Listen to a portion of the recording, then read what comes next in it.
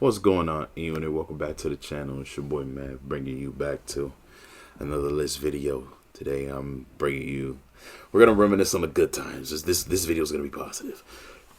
I'm bringing you my all-time favorite player from all 30 NBA teams. My all-time favorite player from all 30 NBA teams. I hope you guys enjoy this list, man. I hope this list brings back some fond memories for you, like it did me, man, when I should present my favorite players. So, yeah, man. Without further ado, man, let's go ahead and dive right in. Boston Celtics. None other than Paul Pierce. Reason why? The dude is just freaking clutch. The dude is just freaking clutch. Like, he is a 3-level scoring threat. He's one of the best three-point shooters of all time, you know what I'm saying? And he's also the Celtics' all-time leading scorer, too. You know what I'm saying? I will never forget his 2008 Finals MVP run. Like, that was just stuff of legend right there, you know what I'm saying? I have nothing but respect for Paul Pierce's game, you know what I mean? Especially, like, considering, like, one of the things that made him so deadly is that he didn't dip on his jump shot. He would just stand there and just let it fly, you know what I'm saying? I noticed this when he won the three-point contest in 2010, beating his fellow Celtic teammate at the time, Ray Allen, for it. So, kudos to you, Paul Pierce. Kudos to you. I would have to say my favorite Paul Pierce moment was when he stared down Al Harrington, and then he like dribbled up and pulled up from way deep, and then canned it in his face. That was amazing. Anyway, moving forward. Brooklyn Nets, my all-time favorite player from there is legitimately my favorite point guard of all time, Jason Kidd. Reason why? This dude backpacked the Nets. The instant they traded Stephon Marbury to the Suns for him, he backpacked the Nets to 2 straight Finals appearances on his own. You know what I'm saying? Like, he was the sole All-Star on that team. Like, backpacking doesn't even, you know what I'm saying, cover the whole half of the story, you know what I'm saying? So yeah, there's that. He also is, like, just like Paul Pierce, one of the better 3-point shooters of all time, despite him struggling to find his shot early in his career. But as his game developed, his shooting stroke developed, you know what I'm saying? And Jason Kidd was also a key piece on that 2008 Redeem team that the 2004 Olympic team for USA didn't have. They did not have a true facilitating floor general type of point guard. Like, you know, J Kidd is one of the best floor generals I've ever seen. And I really like him for this reason. He plays both sides of the ball very well. Y'all remember in the 2011 finals where he guarded LeBron successfully? Him, JJ Barrett, and Jason Terry were locking LeBron up on defense, bro. And then, like, you can look it up, some of his interviews, like, he tells you, like, you know, we had a plan in the zone to keep LeBron uncomfortable and out the paint. And it worked. It worked. Yeah, man. Shout out J Kidd, man. You my favorite point guard. I also like that.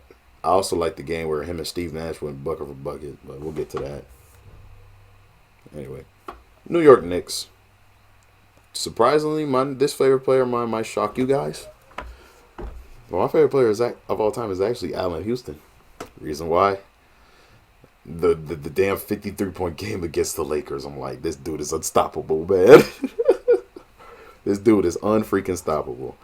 Like, he can get a shot from literally anywhere. Like, and he doesn't even, like, his game reminds me of me because, you know, I'm the type of person that doesn't need a lot of dribbles to get a shot up. And Allen Houston is literally the same way, regardless if it's from 3 or from mid-range or however. He doesn't need a whole bunch of dribbles to get his shot up. That's what I've always respected about Allen Houston. You know what I'm saying? For real. He's also, like, you know what I'm saying, one of the better crunch time players, you know, I've seen before. Like, there was this amazing floater he hit against Miami in the 1999 playoffs. That was pretty dope. And they needed that shit to fall down, too. So, yeah, when you need a bucket, you don't throw to Patrick Ewing because he will miss from point-blank range. You throw to a guy like Allen Houston who will let it fly at any given time. So, yeah, that's my boy H2O. Philly. I think this is universally everybody's favorite Sixer. The answer, Allen Iverson. I mean, what other person could I put on here? Drew Holiday? And sure, because he does play both sides of the ball good, but he isn't as prolific of a player as AI was. Like, dude, me and my older brothers, we had the original I3 Allen Iverson The Answer videotape, and we would watch that from time to time. You know what I'm saying?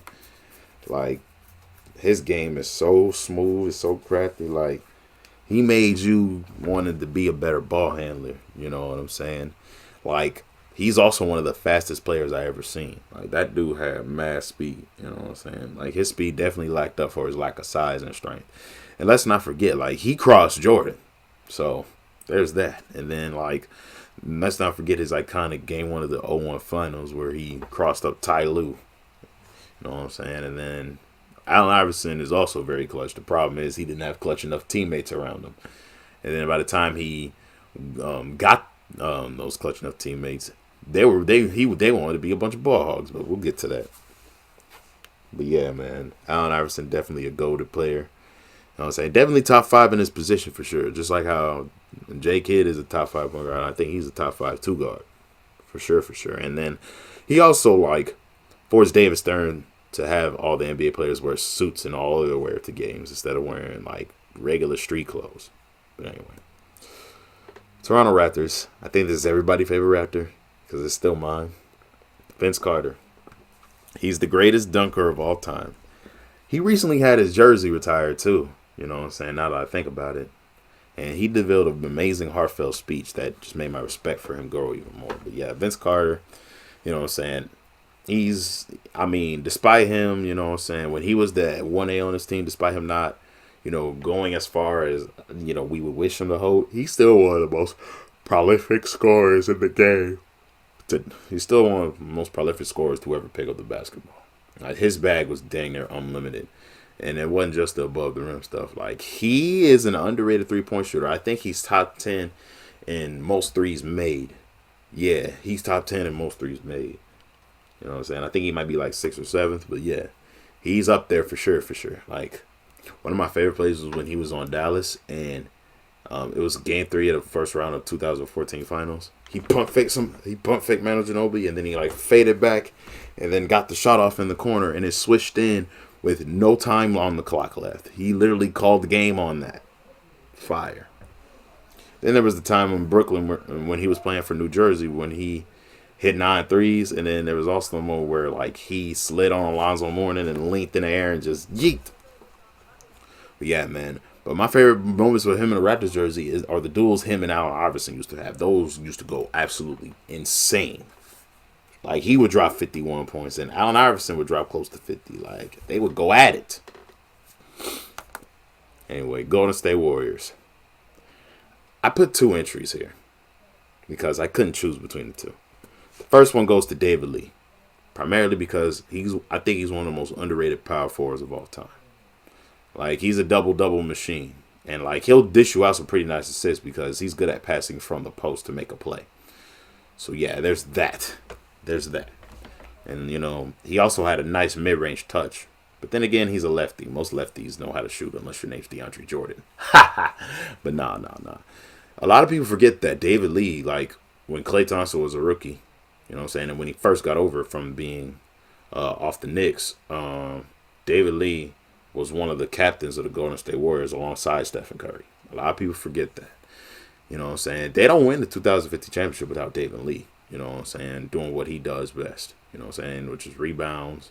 You know what I'm saying? Inside scoring, mid-range scoring, all that good stuff. His ability to play make out the post. The Golden State Warriors do not win the 2050 championship without him. And it proves because the very next year in 2016, when they didn't have him defending and scoring in the paint, and Andrew Bogut went down, you know what I'm saying, they didn't have anybody else to rely on. So yeah, there's that. And then my second pick is Klay freaking Thompson. Killer Klay, aka Game 6 Klay. Reason why? He's a top 5 deadly shooter of all time. That's number 1. Number 2,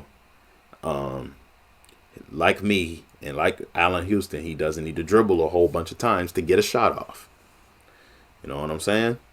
And then number 4, he's one of the greatest 3-and-D players I've ever seen because the way he guarded Kyrie Irving, fire. especially in the 2017 finals. Like, he was sticking him up. You know what I'm saying? Every time they switched him on pick and rolls. Like, it doesn't matter. It doesn't matter. Like, you know what I'm saying? Klay Thompson on the defensive end was one of the biggest contributors to why they went back-to-back on 2017 and 2018. But man, moving forward. LA Clips. Blake Griffin. Now, I wanted to put Chris Paul here, but considering the fact that he's one of the 2 greatest chokers of all time, I couldn't put him here. I had to put his fellow Lob City teammate because I will never forget the time during a dunk contest in 2011 where he jumped over the car and dunked on somebody. He jumped over the car and dunked with a cape on. That was iconic. And furthermore, I think he was like, I don't know who he was dunking on, but like he like threw it in over him. I think it was Gerald Henderson he was dunking on. He like threw it in over him. And then like his game as he aged developed, like, and he didn't have to come to the game having handles. He had to develop handles. You know what I'm saying? During his last couple years as a Clip, leading up to Detroit, he was crossing dudes up and shooting mid-ranges over them. So, yeah, I have to give Blake Griffin his credit. Like, he developed this game well. He just couldn't translate that into a championship-winning roster, sadly. Anyway, moving forward. LA Lakers, I got 2 entries for this one because I could not leave a certain person off this list. First of all, Kobe Bryant. You already know why. I explained why he's better than LeBron James in one of my previous videos. You already know why I like him, you know what I'm saying? Bigger bag, you know what I'm saying? The closest thing I've ever seen to Michael Jordan in my life, in my lifetime. The closest thing I ever seen to Michael Jordan. You know what I'm saying? And then, not to mention, 5 chips, all of that good stuff. And then, on the other end, we have Shaquille O'Neal. And the reason why is because this version of Shaq, from when he was 24 up until he was 34, like from 24 up until he got traded to Miami, like from 24 years old to about maybe 31, 32 years old when he started like getting hurt because his legs couldn't hold his weight after a dunk. Up until that time, Shaquille O'Neal was a dominant force that cannot be stopped on both ends. Shot blocking and scoring in the paint. Like, this was Shaq at the peak of his powers. He was literally Superman. Literally Superman. You know what I'm saying? But yeah, man. But yeah, I'll never forget when he was playing so good that like he ended up fouling out in Game 4 of the 2000 finals, and then Kobe came off the benches and was just cooking everybody to make sure to make Lakers snuck out a win. You know what I'm saying? That was very, you know, telling of how deadly the Kobe Shaq Lakers were. You know what I'm saying? It didn't matter. And then, like, let's not forget, in the round previous in the Western Conference Finals, that iconic one-handed catch lob into a dunk that somebody gave Shaq. You know what I'm saying? And it was right on, I think it was right on Sabonis' head top, too. So, yeah, there's that. And then there was that time he dunked on somebody and he pushed him. Shaq's a legend. Shaq's a legend. Hands down. Sacramento Kings. Peja Stojakovic. I think he might be one of the like top 10 in terms of like 3-point percentage. He might be like top 10 leading in this category. But regardless of the fact, it doesn't change the fact that he's one of the most dynamite shooters of all time. I think he's a 2-time 3-point shootout champion, if I'm not mistaken. But yeah, man. Like, I'm telling you, even 2K knows this dude was deadly. Like when I'm playing 2K against the computer, they won't let Peja get open for him to shoot, man. It's like they know. And then he was the most broken character in NBA Ballers because he never missed a shot. Like, you put up anything with him, especially if he spanned the secret shot, this dude never missed. I'd have to do that when my cousins and my brothers would try to beat me. I had to do that, you know, with Peja, man. But yeah, man. Kind of makes you think. If only in Game 7 of the 0-2 Finals, if only he didn't airball. If only. We can only imagine. But yeah, man. Shout out Peja. He was also deadly as hell on the Hornets, too. And he was also a part of that Mavericks team that went to the finals and swept Kobe, beat KD and Russ and Harden, and beat LeBron, D-Wade, and Bosh in Miami. So yeah, man, he was also on that team. Shout out Pedro. Phoenix Suns. It should be obvious who it is. You know what I'm saying? But like some people will have other names in here, but my personal Suns go to Steve Nash. I mean, it's for obvious reasons. He won back-to-back MVP. Even though, in my opinion, that '06 MVP should have went to Kobe, but that's neither here nor there. But he definitely took that '05 MVP by storm. Like, he deserved that '05 MVP. It's just the '06 MVP I disagree with. But yeah, man, he's one of the few players in the game to have a 50-40-90 season. That's one of the hardest things you can do in the NBA. 50-40-90 means 50% field goal percentage, over 40% three-point percentage, and over 90% free throw percentage. He's done that before. You know what I'm saying? And then, like, Steve Nash also revolutionized the fast-paced offense. You know what I'm saying? Thanks to his coach, Mike D'Antoni, implementing that in their system to win. You know what I mean? And I kind of wish that him and Dirk would stay together so he'd have a ring because of this move to the Suns, he'd retire as one of the greatest players to never win a ring, sadly. You know what I'm saying? If it wasn't for his bad back, man, I can only imagine if he had a championship right now, man. But yeah, man, the Canadian sensation Steve Nash, you already know how he balls, man. That dude is nifty, he's crafty, he's shaky, he's jivey, all of that good stuff. A lot of my shooting workouts are inspired by him. So, yeah, man. Shout out Steve Nash. Chicago Bulls. Now, I didn't grow up watching this player live, but because my grandfather had the videotapes, I was forced to watch him in full games. I got to put Michael Jordan in there. The reason why, I mean, come on. He's the greatest player of all time, 6-0. You know what I'm saying? In the finals.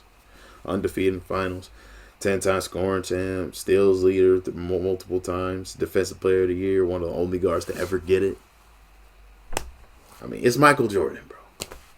He's the reason why the NBA is polarized because, like, the shoes, you know what I'm saying, the poster dunks, you know what I'm saying, it's Michael Jordan. Cleveland Cavaliers. After further review, man, my favorite Cavalier is actually Kyrie Irving. Now, I was going to put LeBron here. But, like, the fact that I was going to put LeBron there, but his antics just was rubbing me the wrong way. And furthermore, you know, Cleveland really doesn't have the 2016 championship without Kyrie's amazing shot. Like, everybody wants to talk about LeBron's bot, but everybody seems to forget how crazy of a shot that Kyrie Irving hit, you know what I'm saying? Like, especially going up against a weak defender like Stephen Curry. Like, all he did was just sidestep and just torch that mother freaker, you know what I'm saying? Like, he has arguably one of the biggest bag of all time in terms of handles and layup packages. Like, there's nothing this dude can't do around the rim. You know what I'm saying? And he's a great shooter. Like I said earlier, he's a great shooter. But yeah, man, this guy his bag is heavy. You know what I mean? I really hope one of these days before he retires that he wins another championship without LeBron as a testimony to how much the Cleveland Cavaliers needed him as well as they needed LeBron to win. So, yeah, man.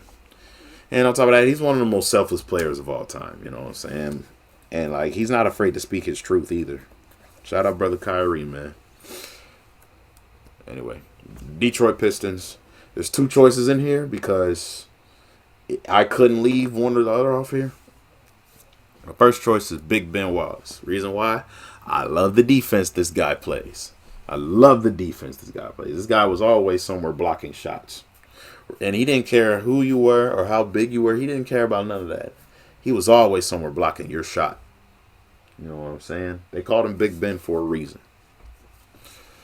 But yeah, man, shout out Ben Wallace. Everybody was saying fear the fro. You know what I'm saying? I just wish that things didn't go sour with the Detroit Pistons after the 2004 title. Because if Ben Wallace would have stayed, who knows what more they could have accomplished together. And speaking of 04 Pistons, I got another member on this list as I mentioned. Chauncey freaking Billups. Reason why? Who was hitting all the clutch shots for those Pistons teams? Just saying. And I also got to give, you know, Chauncey a nod because he's also an ex-Timberwolf. So, yeah, man. There's that. Shout out to Mr. Big Shot over here. He also was on the NBA Ballers cover too. Now that I mention it, But yeah, man. And then like you could also look up some of the videos of, how he and the Pistons had the psychological advantage against Kobe and how they knew to put Kobe in uncomfortable situations, forcing him to shoot instead of pass to Shaq. Like it was his idea to pretty much play up on the forecourt. You know what I'm saying? So that way Shaq doesn't get set in the paint for that easy dime for Kobe to throw. You know what I mean? So yeah, man. Shout out Chauncey Billups. Like him and that Pistons team had all the psychological advantages going their way. So yeah, there's that. Indiana Pacers, there's also 2 picks for this one too. First one is Paul George. The reason why this version of Paul George was peak Paul George, my personal opinion. Because this was the only one post Danny Granger's injuries. Because if Danny Granger doesn't get hurt, maybe it's Danny Granger that goes toe-to-toe with LeBron. But this dude stepped up to the plate and went toe-to-toe with LeBron. And wasn't scared of him. You know what I'm saying? Couldn't beat him.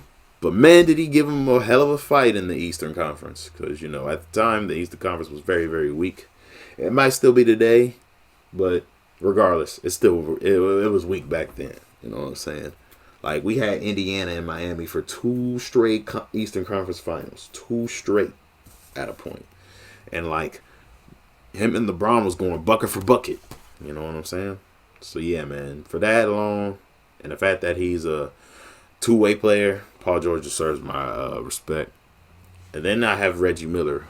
I mean, he's their franchise's best player. Like, how do you not like Reggie Miller is the question. Like, dog. 8 points in, 13 seconds? What was it? 8 points in 13 seconds? However the heck you pronounce it. But yeah, man. That dude is a freaking legend. Top 3 shooter of all time, for sure. Top 3 shooter of all time, despite the ugly form. Like, I love his play style and how he moves without the ball, too. That's what I like about Reggie. Like, his off-the-ball movement and coming off picks and getting ready to shoot is severely underrated. Like, people do not understand how much of a skill of moving without the ball in order to shoot was. Like, if you want to watch a masterclass on that, watch Reggie Miller tapes, like I did. Move forward. Milwaukee Bucks. Now, this guy is also top 3, but he's not 3. Ladies and gentlemen, Ray Allen. And I put this version of him up here because he was playing a bit more above the rim. Like, he was more of an all-around threat around this time. Instead of being just a spot-up shooter like he was in his older years. This dude was literally backpacking the Bucks. You know what I'm saying? With his dynamite play. You know what I mean? I'm glad he eventually would get his rings. You know what I'm saying? Joining Boston and Miami, but still. Like, a lot of people forget how amazing of a player Ray Allen is. Like, have y'all not watched He Got Game? Come on! He's Jesus Shuttlesworth. Anyway, let's keep it moving. Denver Nuggets. Easy choice for me because you've seen me wear his jersey. Carmelo freaking Anthony. Sadly, I wish he wasn't one of the players that, retired an NBA champion, but, at least he do. He said his gold medals are his championships, so I guess his fits. But I kind of wish that his greatest chance to win the title is when him and Allen Iverson were together, because I thought that they were going to make some noise, but they kept getting bounced out in the earlier rounds. Like, they never made a conference final together. You know what I'm saying? Because I was a kid not thinking real basketball terms, because both of these guys, him and AI, were just way too ball dominant. And that posed a big, big issue on why Carmelo couldn't win a championship with Denver. Furthermore, a lot of pieces got moved around him in Denver, you know what I'm saying? To the point where it disgruntled him. So, yeah, there's that. But regardless, I have Carmelo Anthony in my top 5 scorers of all time. Like, Michael Jordan's number 1, obviously. You know what I'm saying? Like, and Melo is, like, arguably around the top, like, arguably top 4, top 3. You know what I'm saying? But yeah, man, moving forward. I got his predecessor, Alex English, somewhere in there at 5, too, because he's a dynamite scorer as well.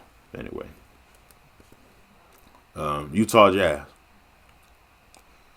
It was easy for me. I don't know if it's going to be hard for you because we all know how we feel about Utah, but if I had to pick a choice, it is my boy Darren Williams. And the reason why?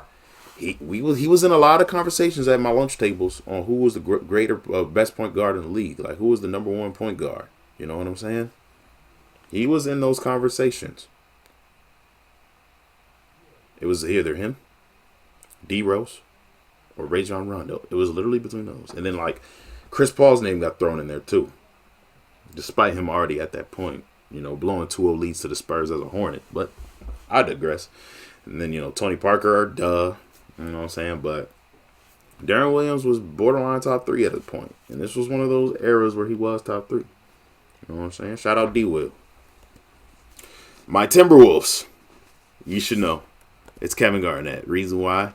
I'm a Kevin Garnett stan. I love him. He was the big ticket. He sold out the target setter every time he played there. He came back in 2015 to mentor Cat. He's a Wolfer for lifer despite winning a ring with the Celtics. And he's somebody who I try to model my defensive strategies after, you know what I'm saying? Because he's one of the greater defenders at the rim of all time than most people, you know what I'm saying? I also like the fact that he has a mid-range bag too. You know what I'm saying? I try to get a mid-range bag in honor of him. You know what I'm saying? Because this dude was backpacking the Wolves. Like, his 2004 MVP season, I wish it didn't get soured by the LA Lakers, but that was one of the best times to be a Timberwolves fan. You can't say I'm wrong. We love you, Big Ticket. We love you, kid. Oklahoma City Thunder. This guy is also in my top 3 in my scoring list, and he's not 3. Kevin Durant. And the reason why, this dude is still playing the same at 36 years old, despite him being a son. Like, this dude could get whatever shot he wants because of his length and height. And he could handle the ball pretty well for a big dude, too. Like, he was 6'11", playing small forward. Easy mismatches, because most small forwards were 6'7", 6'8". He would just hit you with the ugly crossover, either drive to the hoop or get a midi on you. And he'll pull up from 3 on you, too, if you let him. You know what I'm saying? He got a nice 3-point stroke as well. I think he also went 50-40-90 as well. Alongside Steve Nash and Larry Bird and all them people. He also went 50-40-90. So, yeah, there's that as well. Like, Kevin Durant is the second best scorer of all time. Like, legit, because he's won multiple scoring titles in his lifetime. And he can get any shot he wants. And then on the defensive end, he's swatting you away. He's defending you laterally. Like, he's not a pure shutdown like most people like most people would like to think to assume. But nah, he's not a pure shutdown. You know what I'm saying? But like, he'll guard the opposing. He's not afraid of guarding the opposing team's best player. Like, he's not afraid of going 1-on-1 for LeBron. You know what I'm saying? Going on against Carmelo. Going 1-on-1 against Paul George. He's not afraid. Never was afraid. But yeah, man, shout out KD. If only the Thunder underneath him don't blow a 3-1 lead, because him and Russ was shooting terribly from the field during the last few games of it. If only they don't throw a 3-1 lead, the Thunder would have another championship thanks to KD. You know what I'm saying? So yeah, man. Portland Trailblazers. There's only one option for me. And sadly, it's not Brandon Roy for you guys. It's Damian Lillard. Reason why? He earned my respect the day he torched the Rockets in the 2014 playoffs. You know what I'm saying? And, like, this version of Dame was where Dame time was close to infinite. You know what I'm saying? It took him until he got older for him to actually start to wane down. You know what I'm saying? And, like, Damian's game, you know what I'm saying? Like, his bag, apart from being a 3-point shooter, is much more further than that. Because there was a point in his career where he was considered a top 5 point guard. You know what I mean? So, yeah, man. And on top of that, his logo shots are deadly. Anyway, wish him the best of luck in Milwaukee, but moving forward. Atlanta Hawks. I got 2. Shareef Abdur-Rahim is number 1. I like Shareef Abdur-Rahim's game. His game reminds me of like a tad bit lankier and a tad bit shorter version of Kevin Garnett, and that's what I like him like. Minus the trash talk. Like, he's severely underrated. Like, I remember when he was when he was on the Blazers, he was on the Jamie Foxx show playing a game against Gary Payton and one of his other teammates from that era. You know what I'm saying? From that Sonics era. And like him and Jamie was balling. You know what I'm saying? Up until he re-hurt his knee. Y'all remember that episode?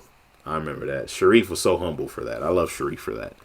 And then my second choice is Jason Terry, because, like, in his youth, man, Jason Terry was playing like, you know what I'm saying, like a young, like, like how Ray Allen used to play in his youth. You know what I'm saying? All around scoring back, not just a shooter, but could get any shot he wanted despite his height because of his handling ability. You know what I'm saying? And this version of Jason Terry could dunk. You know what I mean? And like, you know, I have to put him in here because for the same reason J Kidd, like he was at a point top 5 leading in most 3-pointers made, and on top of that, he played amazing defense against LeBron in the 2011 finals. What can I say? Miami Heat. Speaking of the 2011 finals, here's the pick of the team that lost. Miami Heat. Dwayne Wade. There's no other answer here. There's no answer. He got them the first championship. Single-handedly, might I add. Need I say more? It's Dwayne Wade. You know what I'm saying? This one, he was a legend. He was already a solidified champion before LeBron got there. LeBron didn't save him. If anything, him, Pat Riley, and Coach Spoelstra saved LeBron from being a ringless loser. And LeBron tried so hard to get Coach Spo fired, but Pat Riley was like, what you gonna do is sit down, shut up, and listen to my son Eric. Because Eric, that's my son. I trust him with everything in terms of managing the players and coaching. I trust my son because I taught him well. He's my son. You gonna listen to my son. And LeBron, after the 2014 finals, was like, all right, deuces. But what did Wade do? Stayed the course until his contract expired. But yeah, man, shout out Wade. Charlotte Hornets. I don't know if I'm cheating a little, but my all-time favorite player is actually Alonzo Mourning. Reason why? He was one of the most athletic centers of the 90s at the time, man. Could soar and get every lob, get every dunk, you know what I'm saying? Could muscle anybody inside, you know what I mean? Like he was one of the most talented players to step in the game, man. You know what I'm saying? And I feel like he doesn't get talked about enough in terms of centers. You know what I mean? Like, granted, he's no Shaq or Hakeem or anything like that. No, he'll never be like that. But he's definitely like somewhere for centers. He's definitely somewhere like top 20. You know, maybe even top 30. And not 30. I feel like he just doesn't get the credit he deserves. You know what I mean? Yeah, man, moving forward. Orlando Magic, there's only one right answer. Because I already put Shaq in another part of the list. So the only other right answer here is Tracy freaking McGrady. Reason why? This was before he started having injury problems. Number one. Number two, this dude was the only dude in the game at a point to go bucket for bucket against Kobe. I just wish that his team was adequate. His teams were adequate enough to get past the first round because there was only so much carrying Tracy McGrady could do. So much carrying. And think about it, he could score in quick succession too. Like remember, like he was at the Rockets on the time, but he scored like what, damn near 13, 15 points back to back to back. You know what I'm saying? In 33 seconds. Come on, man. His bag was deadly. His bag was freaking deadly. But yeah, man. Shout out to Tracy McGrady. It's crazy how him and Vince Carter found out they were cousins through their grandmamas. That's crazy. Anyway, Washington Wizards. I got to go with John Wall here. And the reason why I had to go with John Wall is because when I was in high school, he was carrying the Wizards throughout the majority of their playoff runs, man. Like, those Wizards teams lived and died by John Wall's bag. And it was a heavy bag, man, that he carried. For real. Like, John Wall was, you know what I'm saying, a really prolific scorer. You know what I'm saying? Like, as far as finishing around the rim goes. And, like, he had a bit of a three ball. Like, he wasn't the greatest three-point shooter on his team because that honor goes to Trevor Ariza, you know what I'm saying, and Martell Webster. And Bradley Beal, too, but I consider Trevor Ariza a bit more because, like, Ariza and Martell Webster shot at higher volumes. But, yeah, man. And then, like, you know, before he injured himself a whole bunch, he was one of the most athletic point guards in the game. Arguably, you know what I'm saying, a borderline top fiver in the early 2010s. You know what I'm saying? Shout out John Wall, man. Shout out John Wall. I remember watching this one where he played against this one athlete, and he ended up dunking on him for his last 2 points in the game after, like, scoring, like, 3 straight buckets from downtown, like, 3 straight rains. You know what I'm saying? That dude also like I think that player also like died a few years ago too. So rest in peace to that player. But yeah, man. Memphis Grizzlies, we winding now. It's gonna shock you, but I'm gonna throw Mike Miller in here. Reason why? He's one of my favorite 3-point shooters of all time, and he's not leading in any categories, but this dude is deadly. Like, and for the sole reasons of like, well, first of all, his 5 threes against the Oklahoma City Thunder in 2014 playoffs, those were iconic. And then like in the 2013 finals, this dude hit a 3-pointer with one of his shoes off. That's crazy focus. Like, I can't even hit a 3-pointer with one shoe. As good of a shooter I am, you know what I'm saying? This dude did that in 2013 finals. And then the year before, he torched the Thunder with 7 threes. This dude can get hot when you least expect him to. He will get hot. You know what I'm saying? His time in Memphis before Marc Gasol got there was also pretty prolific too. And like he was also, I think he was drafted by the Magic and then traded over there. But yeah, man. He's one of the greatest 3-point shooters to ever, pick up a basketball and start shooting, you know what I'm saying? Show Mike Miller the props, you know what I'm saying? I would have put Pau Gasol on here, but I remember him more as being a Laker. Like when he started winning as a Laker, I respected him more. But yeah, man. Shout out Mike Miller. New Orleans Pelicans. I'm gonna throw David West in here. Reason why? I love how he plays both sides of the ball, and he also had a mid-range stroke for most of his career. He had a 3-point stroke too. You know what I'm saying? He had a 3-point stroke too, but only when he got to Golden State. You know what I'm saying? Only when he got to Golden State did he have a 3-point stroke. But yeah, regardless of that fact, like his ability to be a post scorer and a post playmaker warranted him a spot on this list, and I could not leave him off the list for that reason. He's on this list for the same reasons as David Lee, because when you look at him and David Lee, you know what I'm saying, they're practically damn near one and the same player. Like as you can see, David West had the captain patch just like Chris Paul did. You know what I'm saying? Chris Paul had the captain patch. You know what I'm saying? And Steph Curry had the captain patch, and he was a starting point guard for the Warriors. And David Lee had the captain title for him being inside, being one of the forwards. You know what I'm saying? So, yeah, man. You're basically looking at parallels here. You know what I mean? So, yeah, man. Gotta love David West. And then, like, my love for him grew even more when he went to Indiana. You know what I'm saying? And role played alongside Paul George and them. But, yeah, man. Dallas Mavericks. It should be obvious. Dirk.